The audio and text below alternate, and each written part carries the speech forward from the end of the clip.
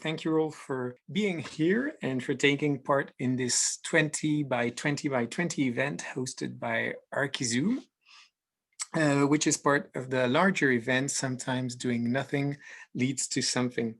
Archizoom has been putting up a great series of events with lectures from architects, designers, and theoreticians. And if you haven't seen all of the lectures, you can check them out on their great YouTube channel. This evening, we have the honor of receiving two guest professors at EPFL, which is also the idea of the event 20 by 20 by 20. So I'm very pleased to be welcoming Catherine Gay-Menzel and Ivagi Lopezino, who will be talking about their work in their respective offices, but also maybe what they do here at EPFL. And I guess that's a great idea from Archizoom to enable the community to see what's going on inside the studios. So I'll introduce very shortly those two architects. So Ivagi Lopezino is an architect based in Madrid. She's the founder of the office Eli, and together with Uriel Foguet and Carlos Palacios. Eli is engaged in various scale projects, ranging from interior design to urban design. And they've contributed to many exhibitions and design fairs, including the Venice Biennale. Eva Gil is currently developing a PhD at the Universidad Politécnica de Madrid, and she has been teaching already in many international universities, including in Madrid, Milan, and Seoul. She joined the lab Alice in EPFL this year, and as a visiting researcher and as a visiting professor in the master's level, at master's level.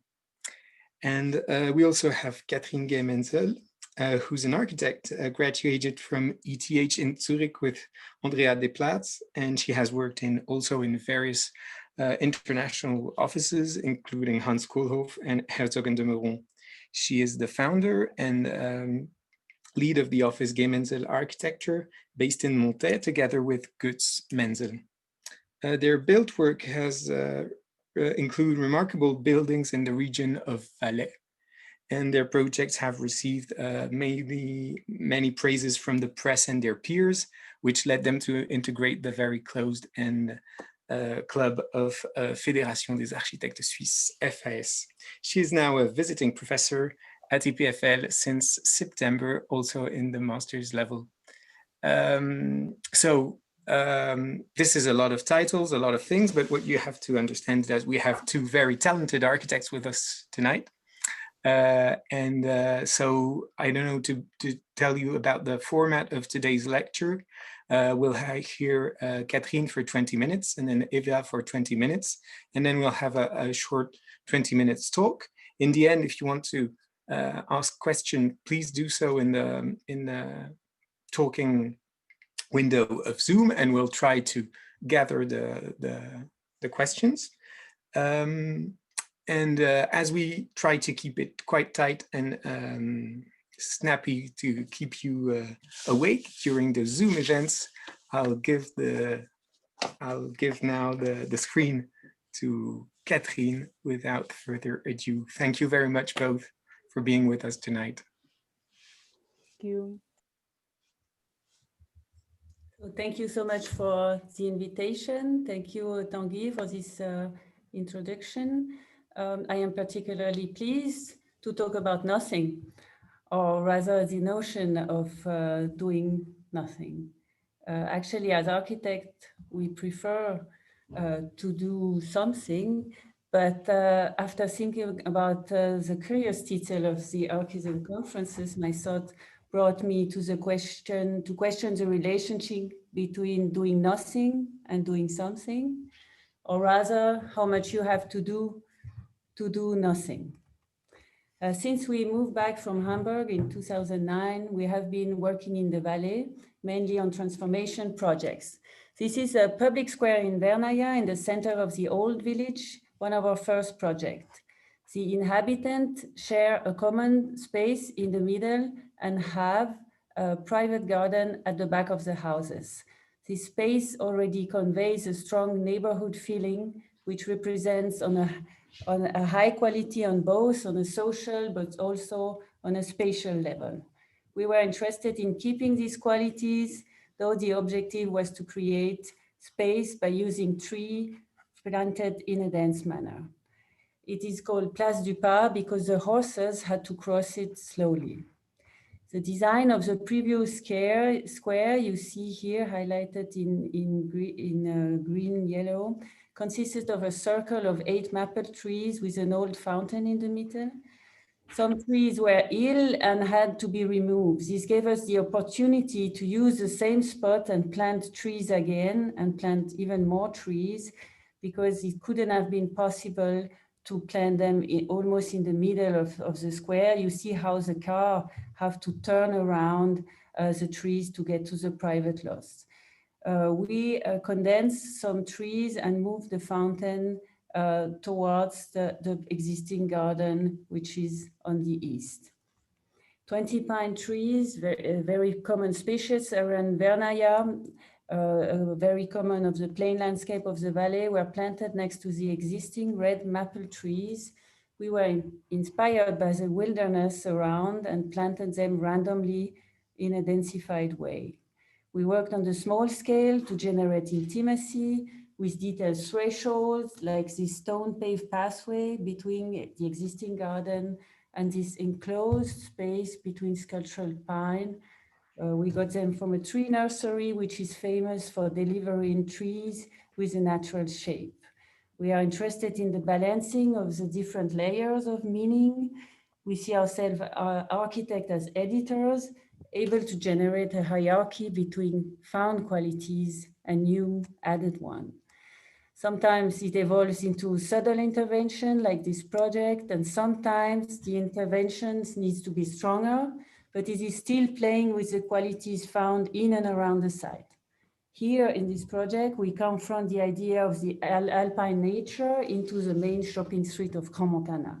So huge, large trees and stone blocks were proposed in this competition, but actually they scared away the retailer. We are fascinated by the complexity of context.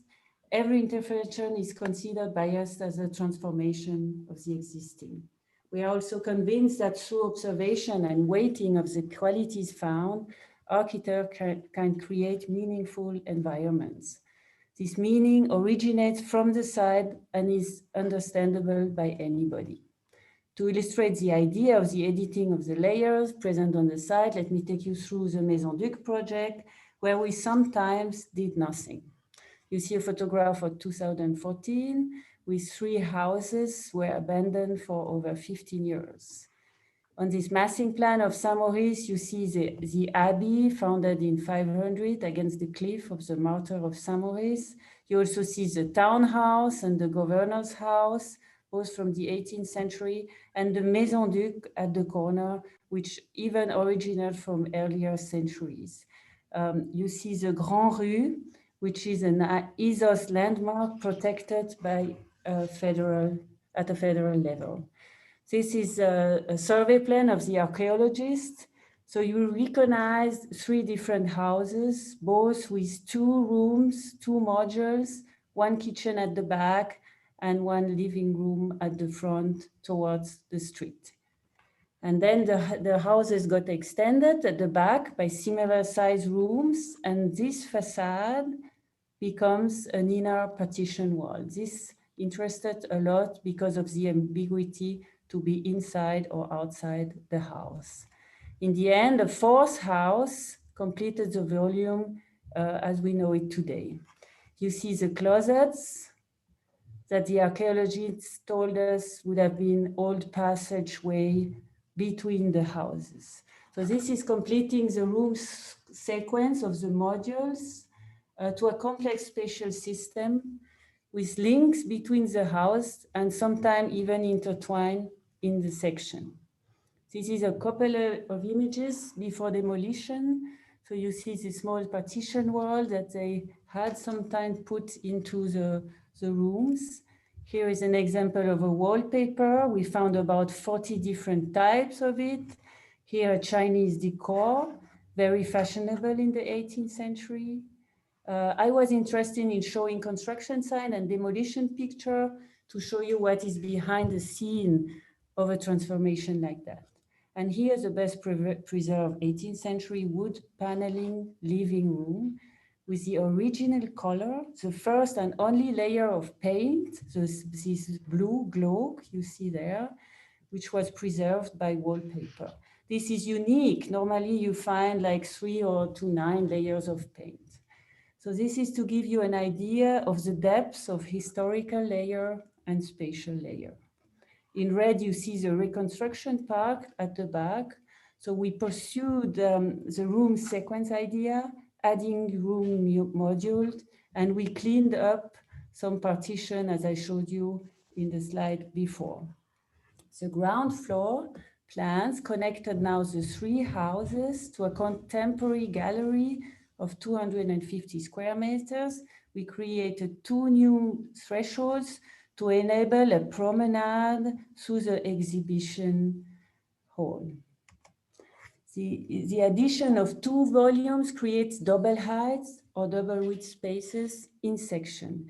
The first space is offering didactic relation between the art gallery and the workshop for the artists on the first floor.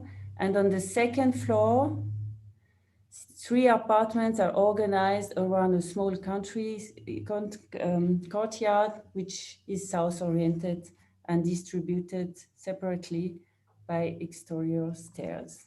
During construction, we were fascinated by ephemeral double height spaces that explore the potential of space combinations. This is a space we created and we planned and we wanted to keep as found. So meaning working with subtraction by taking out the wooden floor, meaning doing nothing. But you see the dirt, traces of spilling due to the rain of the construction site, anchorage of concrete formwork, odd joints that got removed, filling of a survey hole, deteriorated lime plaster, the concrete consolidation of a new threshold, some tiles of the previous kitchen, and a new chimney that imitated the shape of the old one. With the girder, we rebuilt.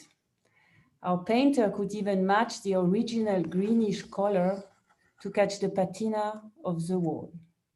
So you understand how laborious or elaborate it is to make it look like it is nothing.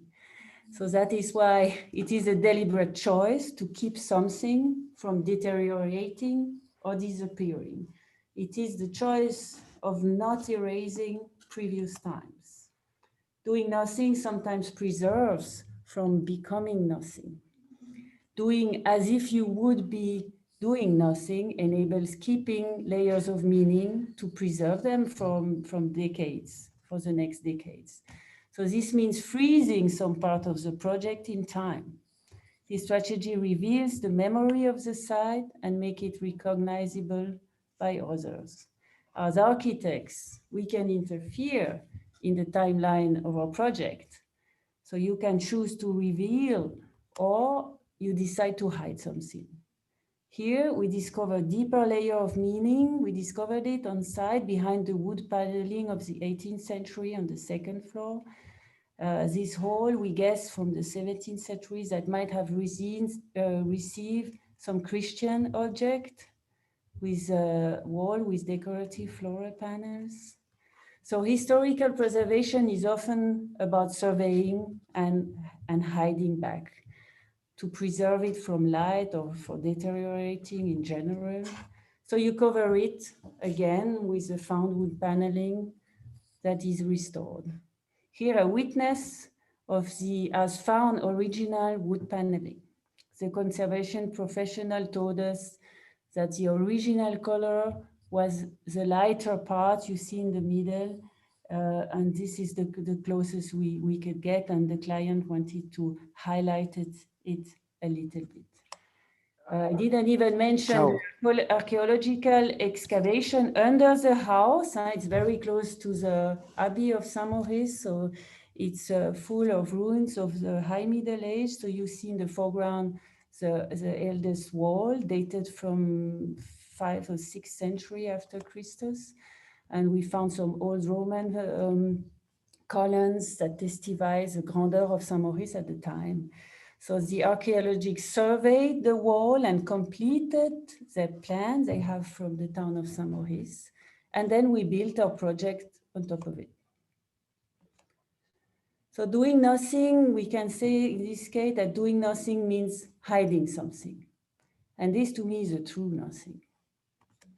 So let me take you through this existing threshold that had been entirely consolidated with concrete, with a very complicated sloping concrete framework, to the new double height in the new part of the building in the gallery space. The concrete was shaped to receive plaster walls, the plinths would stick out, and the concrete frame would be integrated flush with plaster walls. As the formwork was taken away, we consider the finish of the wall, but also the unexpected shapes of the concrete that evoke the absence of something. And we decided not to install the plaster wall, and the Commune of Saint-Maurice and the client was happy to do so. So in this case, we say doing nothing sometimes becomes something. And this is to me also a true nothing. But let's go further and see how it is to do more than nothing. I would say to do almost nothing. So this is a room which got entirely demolished. We took away the doors, we kept them and stored them for about 2 years in the cliff in some military tunnel. We surveyed them, selected them by their historic value, by their detailing, their shape, their proportion, by their color.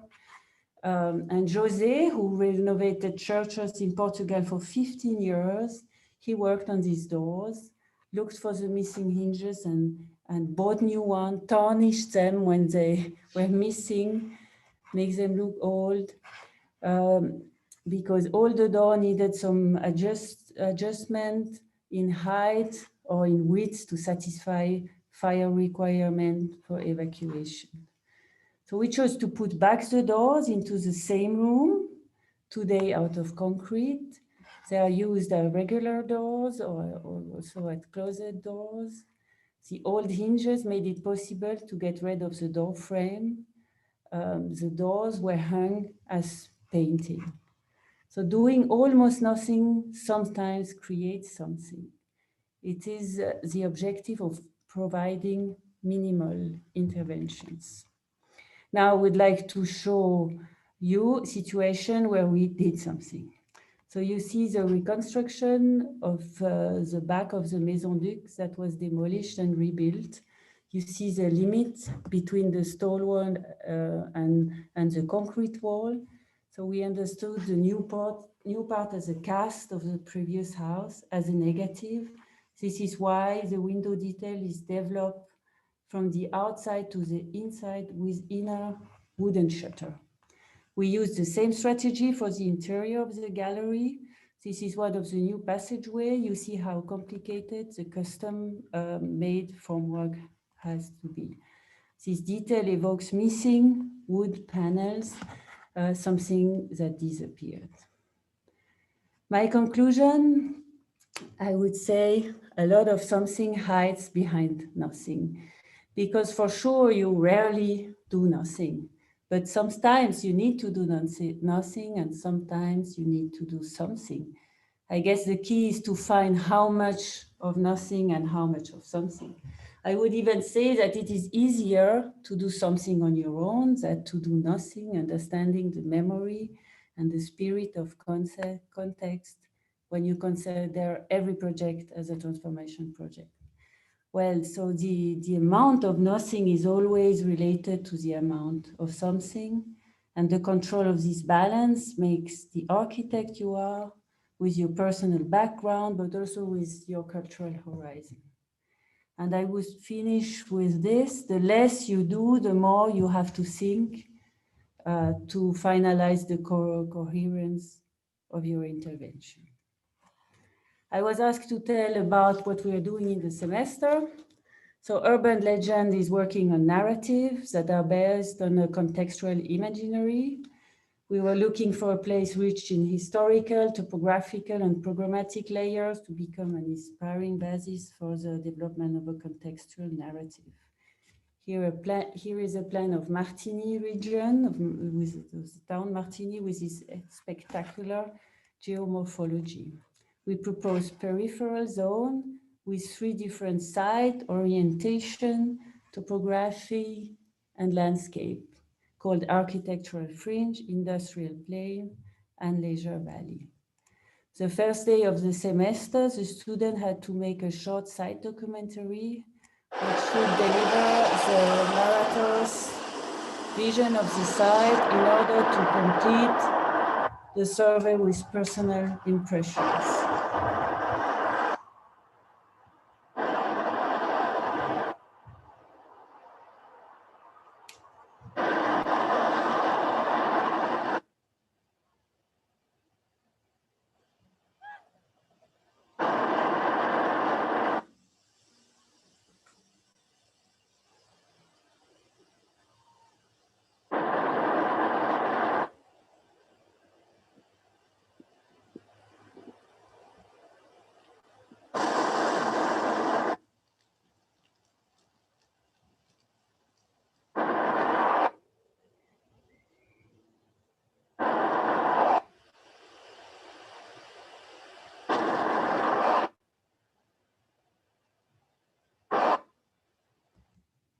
So this is an image of the first exercise from the same students group.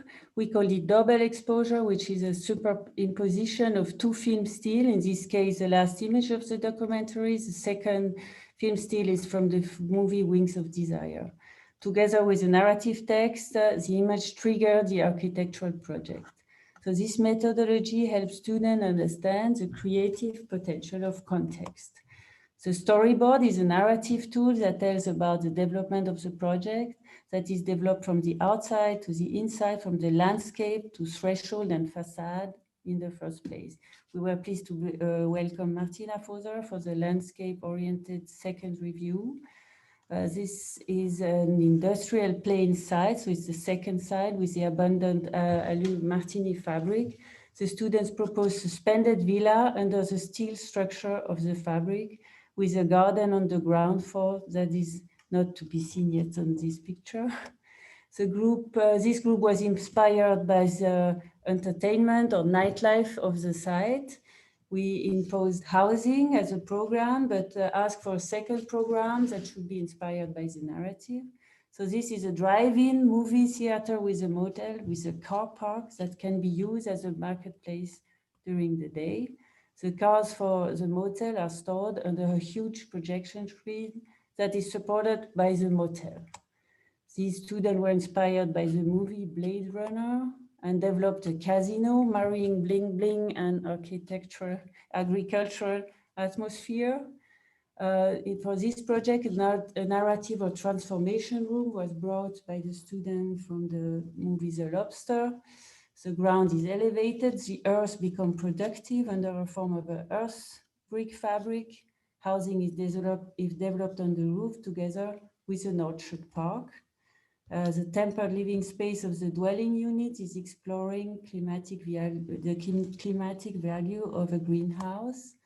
And this is from the second exercise of the semester, the development of a lamp which would reflect the atmosphere of the narrative.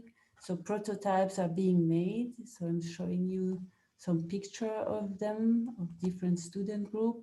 This is a lamp based on domestic shade, which is cast in concrete, exploring the tension between weight and shape, talking about lightness. And this is a lamp which is inspired by a water drop about to fall. That's about it. So that's it.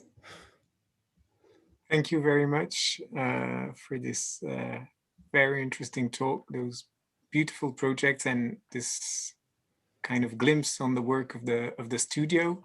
And I think we'll jump now to Ivagi to talk about her work, and we'll talk afterwards together.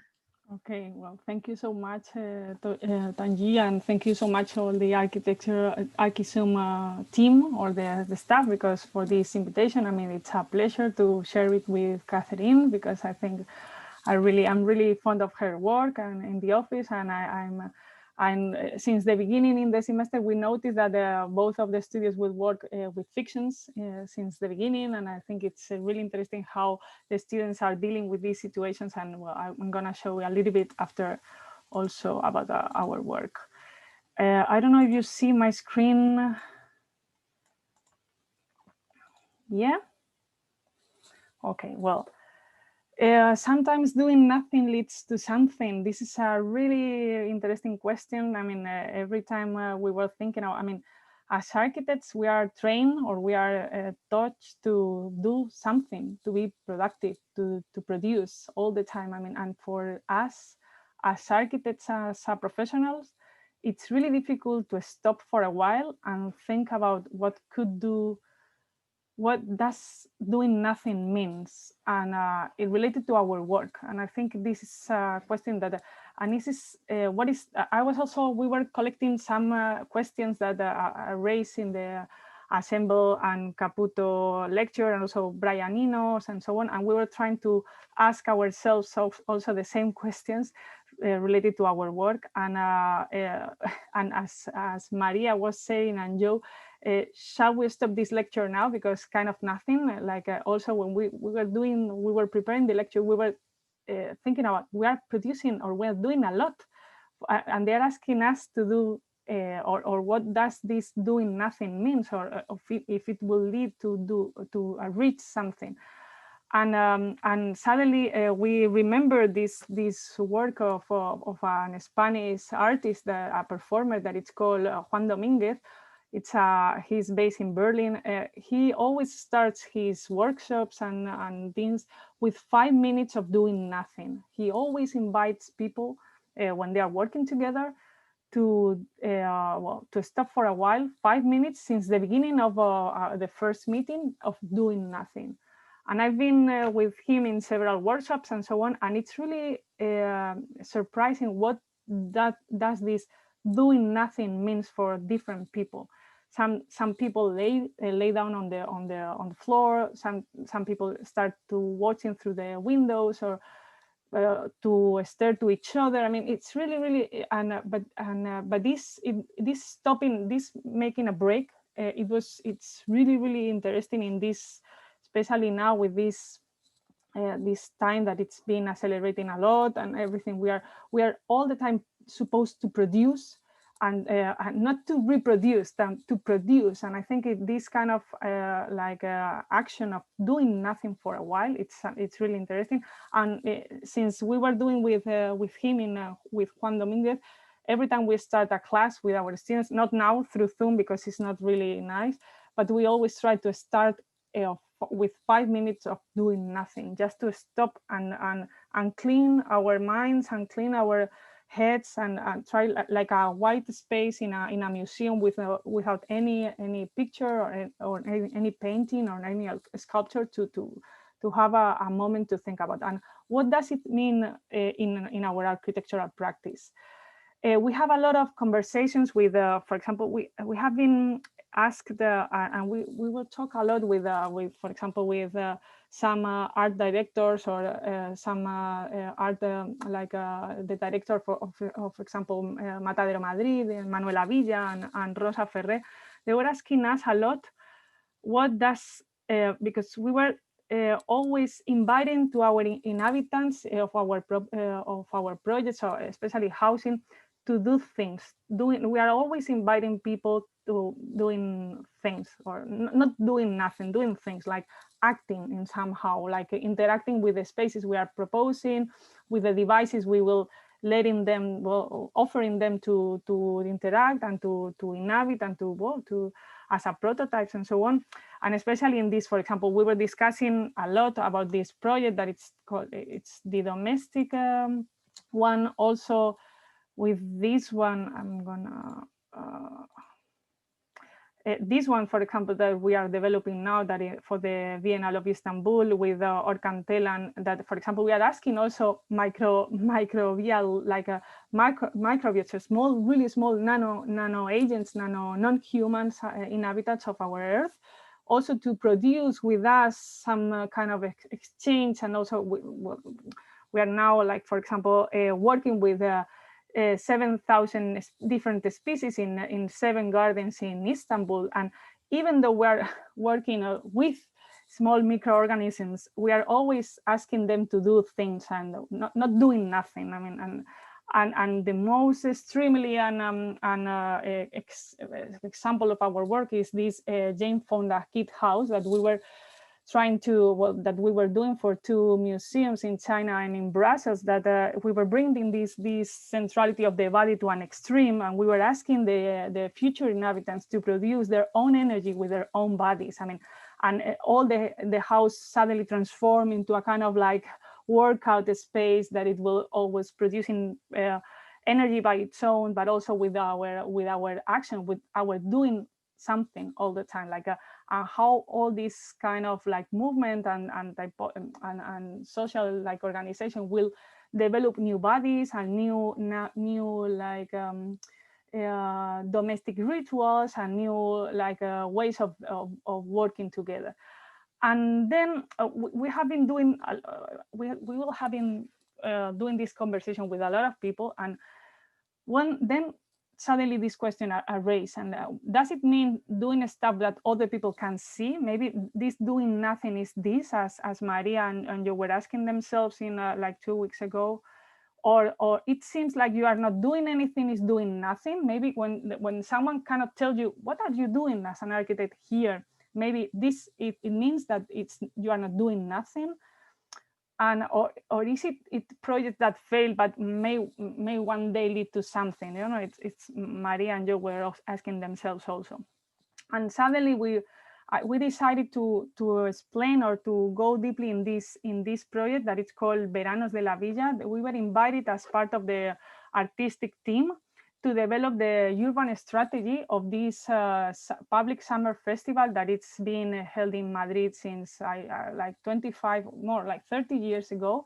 It started in 1979, and it became an official program of the city in 1985. And it was little by little, this program, it became like a more centralized in the city center of Madrid. But in the beginning, it was decentralized. I mean, and when they invited us to be part of the artistic team as these kind of architects that will help the team to decentralize and mobilize this kind of urban festival through the whole city, through the entire city, it was a kind of a deal for us. It was the biggest commission in the office for that time, because we should work with the entire city with 21 districts. It will last like 2 months every year, like every summer, since June, July, August, and the location, it was the entire Madrid. How we could deal with this kind of commission, that it was the biggest in our professional life, trying to do nothing or trying to non-act as architects, like constructing, building, like creating, designing things, like physical things. And for us, it was a kind of we have to switch our minds, because in the beginning, we always wanted to create like scenarios or whatever, but we had to learn how to listen more, how to work with others, and we are like trying to rescue some of the sentences that Brian Eno was explaining to us last week. See what is there now, not what is missing. And for it, when he was pronouncing this sentence, we make this kind of switch, and it will link with this project, because I think it was one of the biggest commission, the one we have worked much, but it was our presence as architects was not even there. And also, as he was telling us, that Luis Buñuel has this kind of really nice sentence that it was every object obscures another. And in that sense, our action as architects, creating things like physical things, maybe will obscure the opportunities of the city that we were looking for, because and we were trying to understand what was already there, like in the city, that it was remain a little bit sleepy, and we could create it and use it as a material of work, and trying to value what is there and then add as less as possible as architects. And not doing everything, it was also for us a kind of an experience and also a learning process, because we were working with Maral Kekejian as the artistic director, and also with a multidisciplinary team of more than 20 people, not only artists, but also production people, technicians for the municipality. I mean, people from the music, people from the theater, people from the local associations. And this exercise of listening and trying to learn from others that they were not us, it was one of the biggest commissions we had.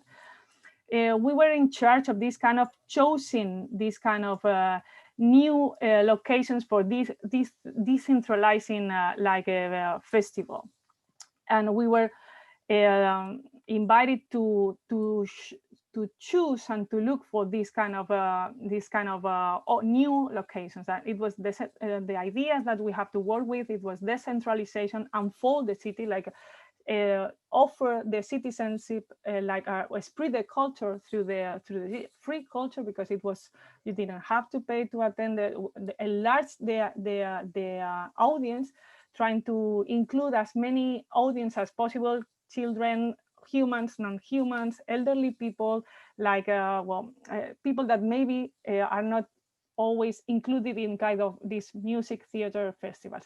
And also we really want to work with mobility. And we started to work with other materials. We started to look at the history of the city. We were trying to catalog and do taxonomies of different spaces through the entire city. We were studying a lot, learning from the older venues and the older times where the festival, it was not so centralized in the city center of Madrid, trying to learn from the spaces they were working with. And in that sense, we create this kind of phantom urbanism idea, that it was what it was powerful from about this Veranos de la Villa project is precisely its ephemerical condition. In a moment, an area of the city is completely transformed, and in a very few hours, like in 1 hour or 6 hours, 8 hours, everything returns to the normal. And for us, it was a kind of opportunity to work with all the materials that were not maybe physical, but they were part of the materials we have to work with during our daily life, in our professional life. This condition of appearing, disappearing, what we call it, this kind of phantom urbanism, is the political balance of the project. I mean, the power of the ghost is the one that it can appear like at any time, and it was like magic. The power of these Veranos de la Villa is that any neighborhood thinks that many other things could happen in the park in front of the house or of a lifetime. And it was enlarging the imaginary of the people, like taking care of the urban and public spaces, using them in other ways that they were not the normal ones. For us, it was this kind of, it was our work. It was not visible. We were not building anything, but we were doing a lot of work, but it was not like, we were not constructing anything new like that. We were like changing the recipe, let's say. And from this experience, it is the neighbors, and what we could learn from this kind of non-doing thing, it was, or seemed that you are not doing anything. It was that all the neighborhoods learn and experience that they could happen new things in their surrounding area, and they were demanding it to the municipality. Even though there were changes of the politicians, now they are demanding that they should happen things in their neighborhoods. And in that sense, we start to look for like opening spaces, opening auditoriums that they were never ever used them in the public activities of the city. They were built, we paid for them, but they were never ever being used, like this one, for example.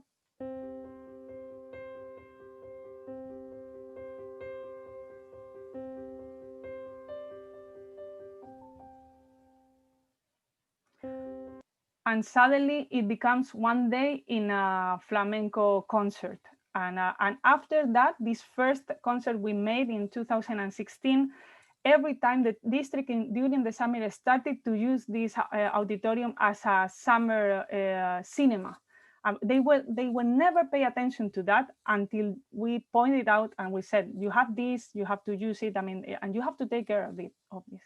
We were doing a lot of work, researching work of like, we were visiting, we were counting, we were doing like 1,000 kilometers through the whole city during these 4 years. We were asking ourselves and with the technicians of the municipality a lot of questions, crazy question.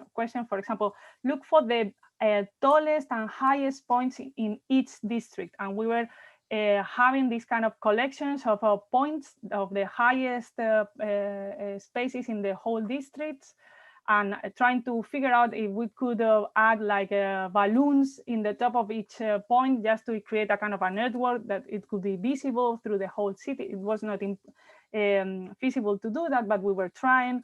Also, we were trying to explore the art of being together, as we were working with anthropologists to try to enlarge also our imaginaries. We were working also with neighborhoods of each district, asking them where they want to, where were the spaces that they really want to act or or to see something happen in the neighborhoods. And also we were creating, we were looking for skylines, new skylines, new views from the city that they were not the official ones. And we were finding this really nice sky view, or from a location that now it was only used for cruising before we were started to use this kind of auditorium. And after that, we included a Rosalia concert for the first time there.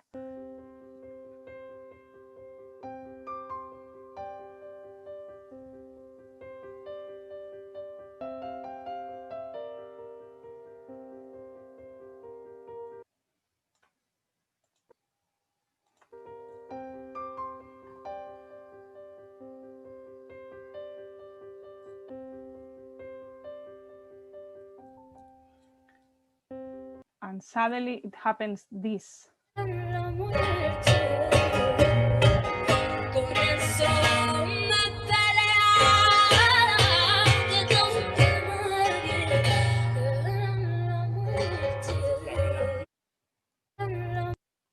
Or we started to work not with other materials of architecture. That this was, for example, the sunset, the time, the natural light, the artificial light. We were learning how the theater, for example, is working with and transforming the spaces, as, for example, Bob Wilson is doing in theaters and so on. We're trying to bring all this knowledge and work with the people that are from the arts to transform the urban spaces for a moment with this ghost or these phantom urbanisms in other spaces.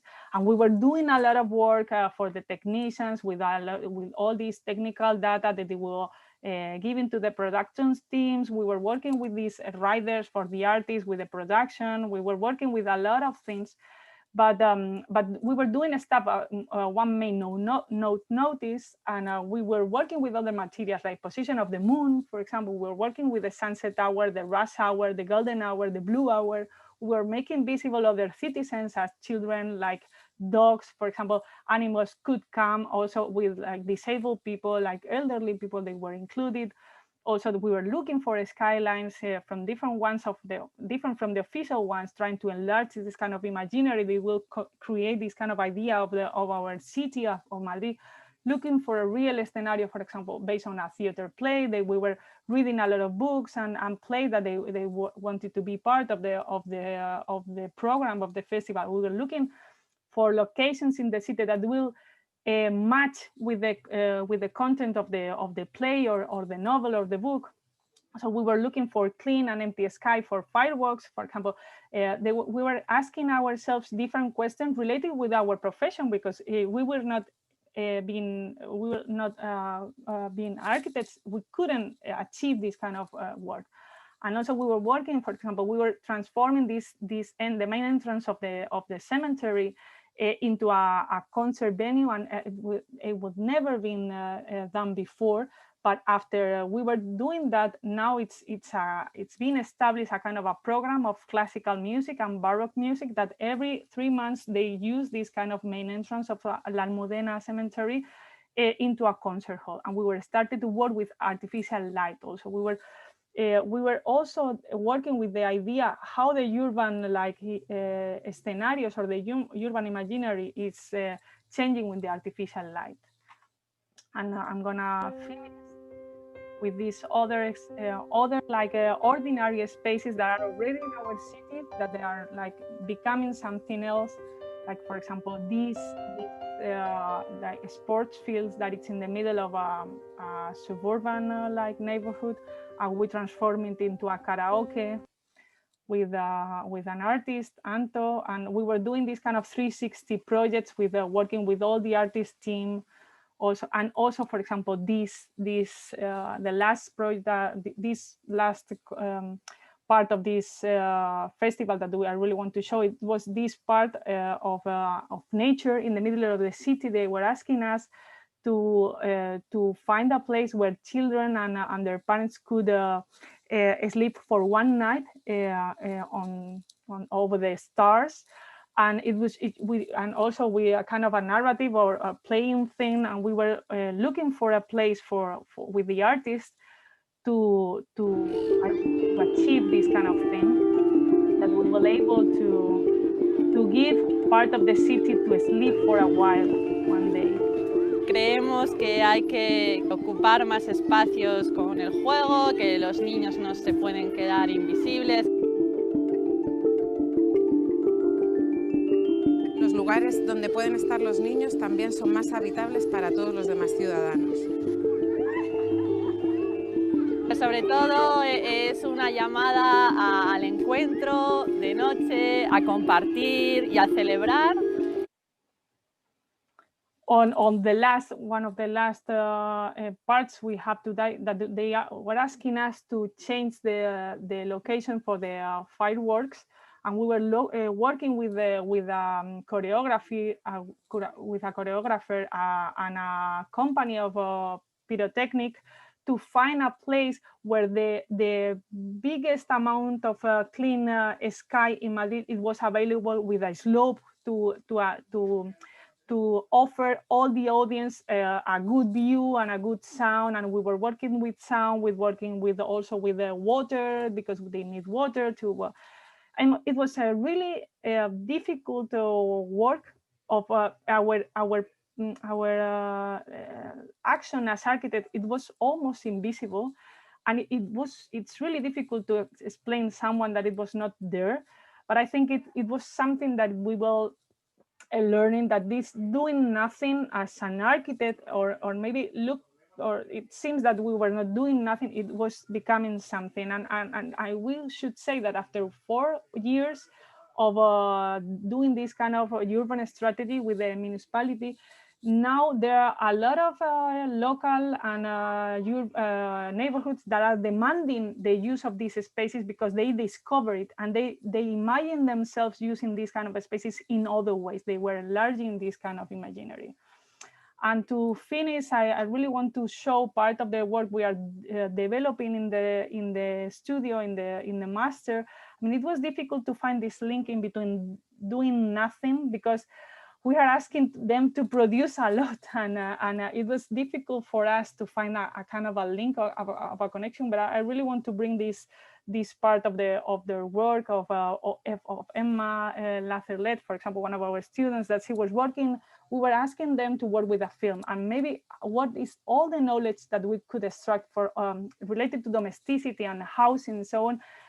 Only from one short film that from 1 hour and 20 minutes, they were learning a lot, and they were extracting a lot of knowledge to be applied to other commissions and projects. And I think it's something that maybe we could talk about a little bit later with Catherine. Thank you so much. Thank you so much. So I was waiting for the claps, but that's the kind of the sad part of the Zoom lecture, but I'm sure we're getting a lot of claps, yeah, everywhere in emoji. Thank you a lot, Eva, for this great talk.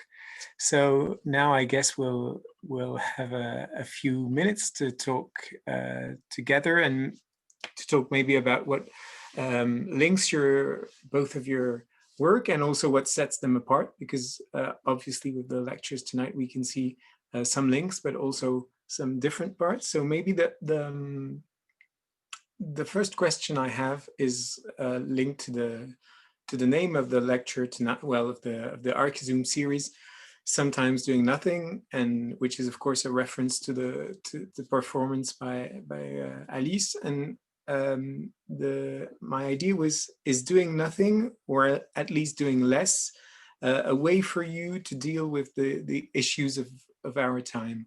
I mean, we're all facing the question of sustainability and those kinds of questions in our work, and some architects address it more than others, and I guess many are looking at kind of the idea of economy of means as a way to deal with that. So I think both of your work deal with this idea of using less, doing less. And is it just because you think it creates better design, or is it a more political stance? Catherine, do you want to go ahead? Yes, I can take this first question. Thank you so much for asking this. I think it's more a philosophy to have this idea of reusing qualities you found in place, because on an economical level, it is actually as expensive or even more expensive to keep something you want. Even, I mean, if you have very high-end or historical value things, you get subventions. But if you have, like in the Duke project, these doors hadn't really a value. So it has been a huge effort to keep them. And it has been possible because the municipality was behind it. So it's more, I guess, an ideology, or maybe a gray energy thing that you say, okay, these doors are here, I'm going to use them, I'm not going to destroy them and build them again. But on every project, on every construction site, we work on transformation. It's always very difficult to keep the stuff if it's not at a very high historical value. So it's more an ideal, I would say. I mean, we use it a lot because we want to keep the memory of the place, and when we keep the memory, people also react very strongly to it because somehow they sense it. So for us, it's interesting to keep some parts to make this memory go through the years. Yeah, that's how we experience it on the market. Yeah, and for us, it's almost, I mean, we think like sustainable, I mean, of course, it's related to this reuse, recycle, recycle. I mean, but if I think if we need a cultural shift, and it's not only a way of like wasting less, or like I think that it's for example putting value, for example, in our heritage also. I mean, I think we have not only, I mean, for example, I don't know what is happening in other countries in Switzerland, but for example in Spain it's quite difficult to explain the society the values of the existing heritage. I mean, it could be like popular, like architectural, like and it's more like difficult to create this kind of linking between the sustainable, like this keeping of the heritage or the memory of the site, that to create this kind of like links that to I mean, as Catherine was saying, I mean, it's keeping or restoring is more expensive than destroying everything, and also I think we have to do this kind of shift. It's a cultural shift because also, for example, urban planning. I mean, it's we have to urban rules. Oh, sorry, my kid is entering. You know, this domestic space. The power of Zoom. Spontaneous. She's crying. No problem. We know what it's like. Sorry for that. No problem. So maybe I also have a kind of question that's now, so we're taking questions from the audience that will come in a little after, but just before that,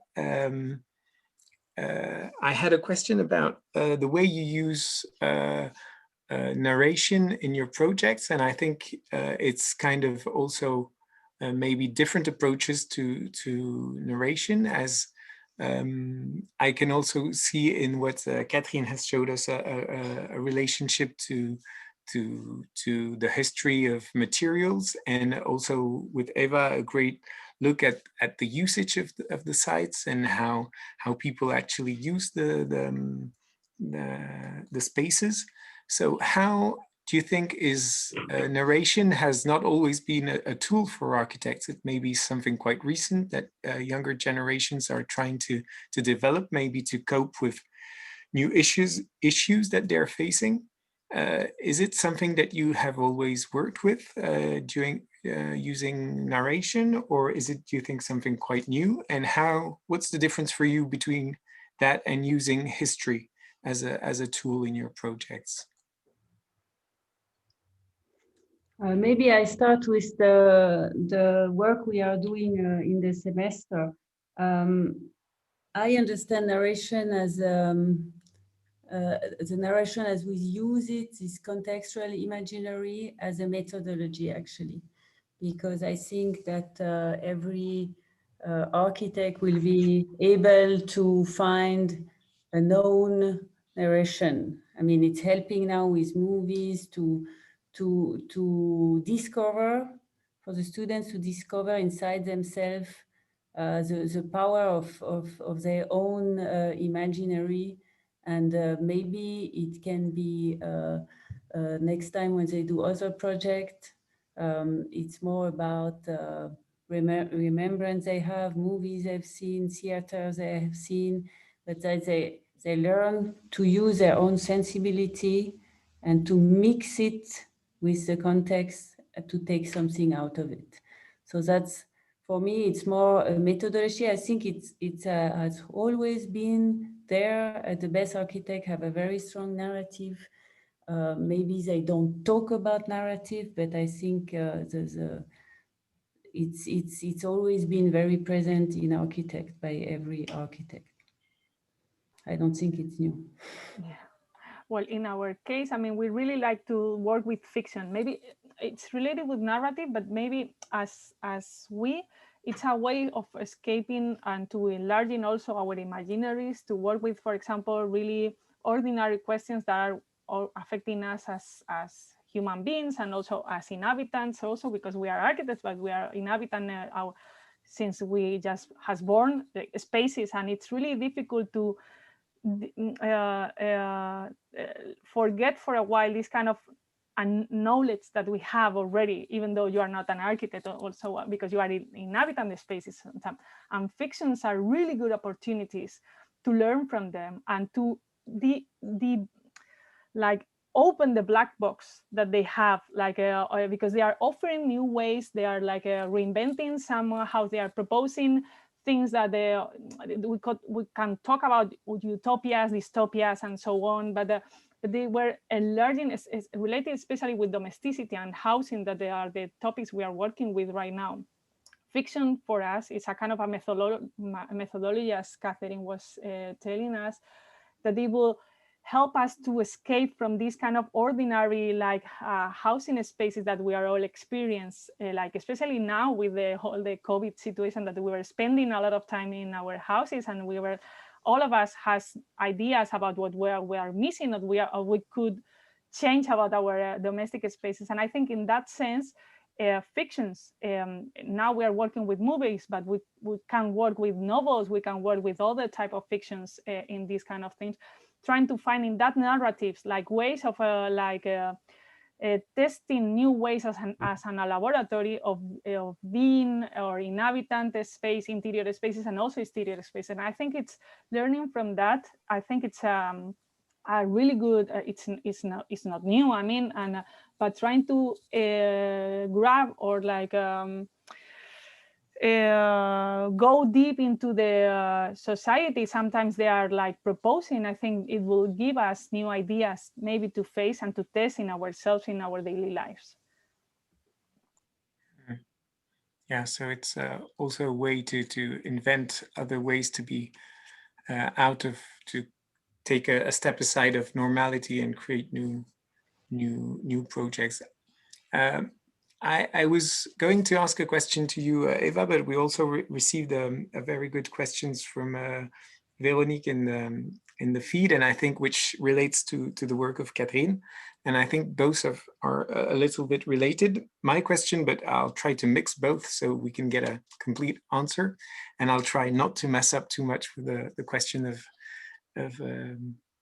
Veronique, and which is, I see in your work kind of an ambition to question what the role of the architect is, because you've shown us a project today that is not creating form or making a space, at least what we usually consider to be architecture. So we can see that this is something that you're kind of interested in re-questioning.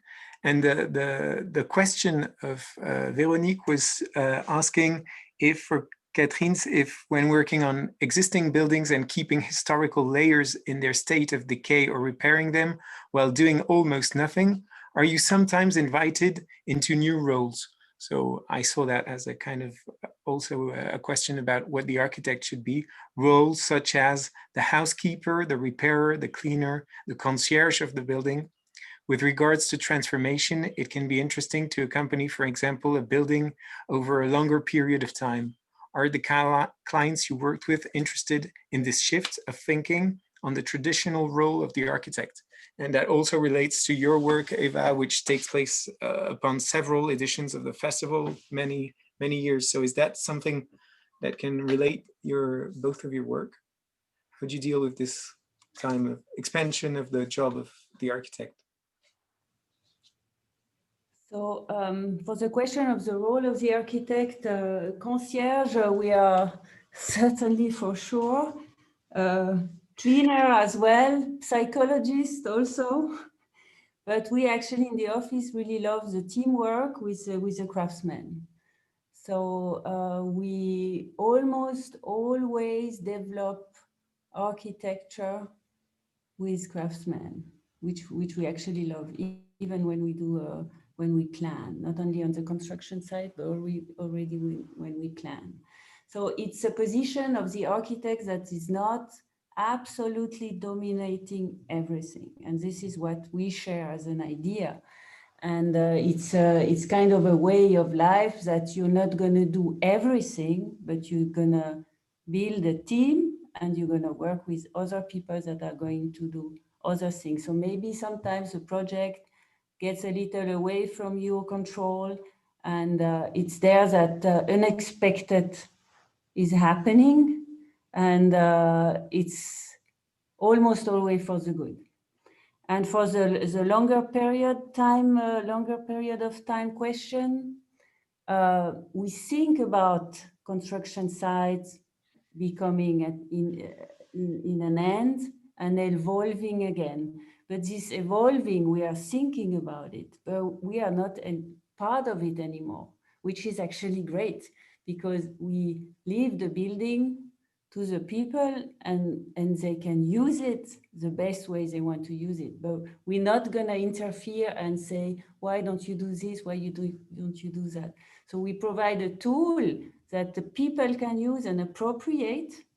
And then we as architects, we leave the building to the owner. And I think it's a great moment.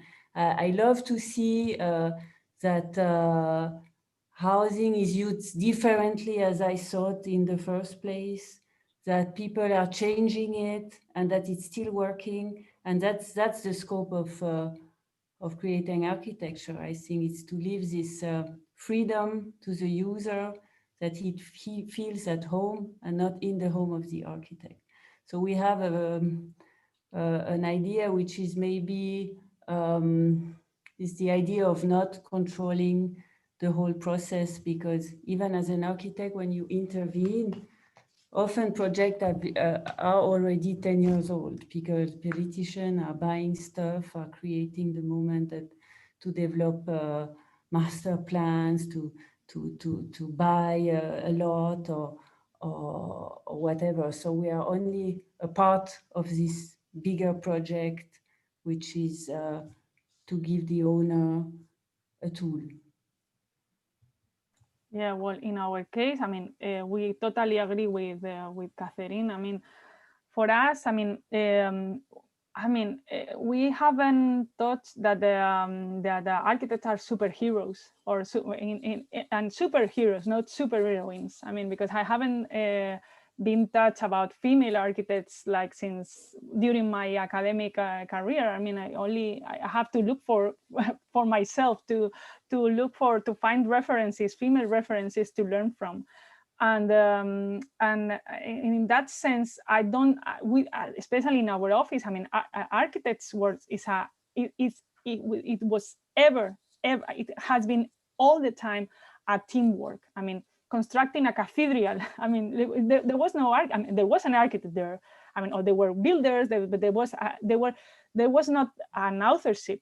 Because it was the work from a lot of people, and as architects, I don't really want to. I was talking with the theater. I don't really want to be the responsible of everything. I don't want to be the architect of the universe, because this pressure is on my shoulders, and I think. It's not only a kind of like I think we are part of a network, or we are seated on a table and we are negotiating with different people with different agents. Maybe they don't have agency on that table, that maybe they don't have voice, for example, like animals. Maybe we can think about what is going to happen in our societies if the animals, for example, or plants will have voice or rights in a government in our. I mean. If we consider this kind of like our world in a huge and in wider scope, I think we cannot think about that we are alone and we have it was Catherine was telling. I mean, we will always provide a kind of prototype, because architects, we are always all the time we are prototyping, because we do it one case and we jump to another project that it's again a prototype itself. And we are offering a kind of a device, and people will embrace it and we will use it, and also people, animals, whatever, plants, they will use it in other ways, and this is what it's interesting, at least for us, because then we can learn from that, and we can learn from others in that tables. And I think for us it's more than that. We are not in the center, we are part of a network. And we can offer a lot of value in these kind of relationships. And we need to find these kind of gaps that architects will add value in a lot of fields, not only constructing. I mean, we can add value in a lot of things related to our daily life, but we have to embrace these kind of questions also. I think we thank you for those responses that all show the importance of methodology. I think both of you kind of relate to this idea through narratives and through this idea that you're not the sole author, and that you're always putting in place methodologies for a team and for multiple people. So I guess that's something that you both relate to. We've received a question from Tiago, but maybe as he's just there, maybe he can switch on his mic, and that can be the last question before we wrap up this evening with a last question. So I'll hand over the mic to Tiago, because he'll ask the question better than if I read it out loud. Thank you. Can you listen? Catherine, thank you, Eva. Thank you, Catherine, for the beautiful presentations and the insight of your work and also the work with your students. I just want to pick up a very beautiful, nice expression that Catherine used. You refer to contextual imaginary as a label, I would say, or a name for the methodology you're working with your students. And as I understood, this contextual imaginary, it's kind of a working method that from one side triggers the potential of the context, because you underline the importance of reading and looking, and at the same time expands with other universes. This idea of the double exposure that you talked about, that resonates also in photography. And I'd like to know, this you talked in the universe of your design studio at EPFL. Do you also explore this strategy in Gay-Menzel work, or and if yes, can you talk a little bit more about it? Thank you, Tiago, for this question. I really appreciate. I would actually love to share a movie with you that did not fit in the 20 minutes, but it's only 1 minute and 30 seconds to answer your question. So this is a movie we were asked to do in the office for the Cantonal Cultural Prize we received this fall. And this was after developing the double exposure concept for the Gamenzel studio. So we tried to combine it with a short movie to reveal the imaginary behind our project. Okay.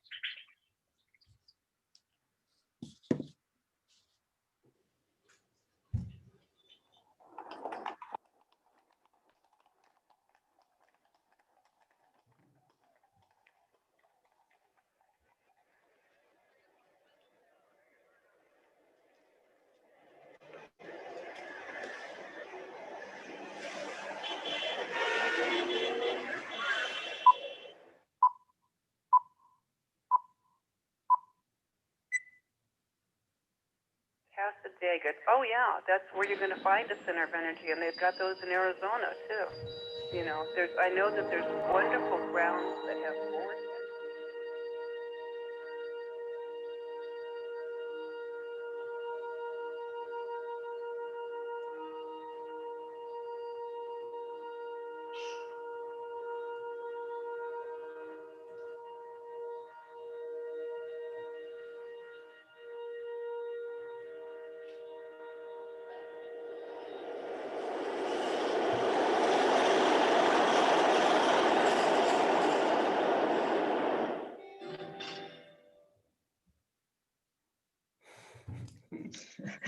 Thank you. I think the audience will think we arranged this before, but wow. Yeah, it really looked like a staged question.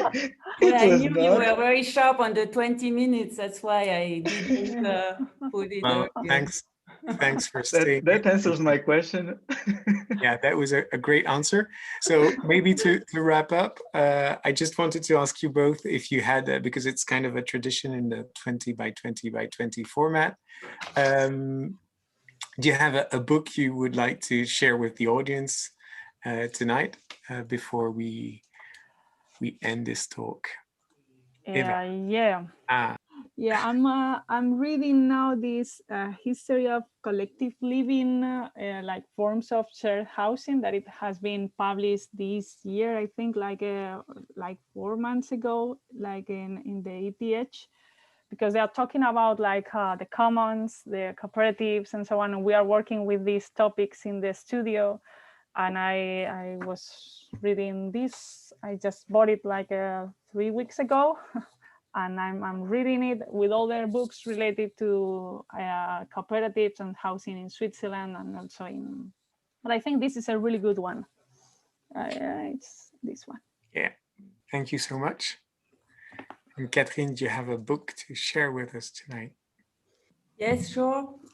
It's a book of Karl Ove Knausgård.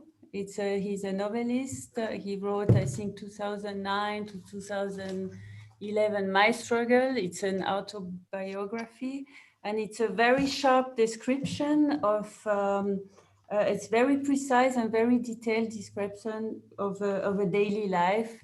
Of course, it is full of contradictions, and it's a very addictive book.